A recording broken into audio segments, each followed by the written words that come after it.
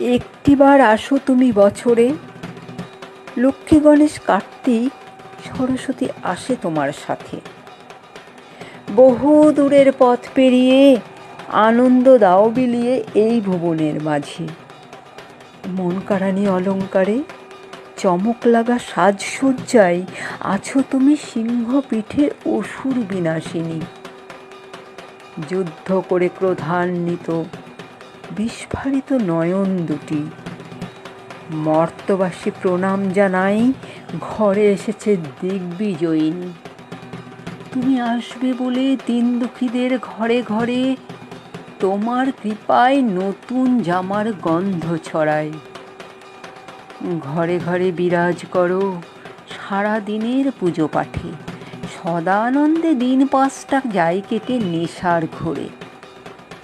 উৎসবেরই মাঝে নজর কাড়ে ওই যে ঢুলিগুলি, ঢাকগুলিকে সাজায় নানান বেশে। তোমার আগমনে কাশফুলেরা আনন্দেতে ওঠে মেতে, ঢুলির ঢাক বাজানোর তালে তালে। দিন দরিদ্র ঢুলি আসে তোমার পুজোয় দূর দূরান্ত হতে। পথের ধারে মেলা বসে যায় ঢোলের সঙ্গে ঢাক আর কাঠি হাতে। তালিম নেওয়ার নেই কোনো প্রশিক্ষক, বংশ পরম্পরায় বাবা দাদু তাদের শিক্ষক। পুজো আসবে কবে তারা থাকে যে অপেক্ষায়, মায়ের সামনে তাদের লাগে না কোনো শিক্ষক। ঢাকে কাঠি পড়ার সাথে সাথে মন সকলের উন্মাদনায় ওঠে ভরে। মায়ের দৃষ্টি এড়ায় না যে ঢুলি থাকে মায়ের নয়ন সমুখে।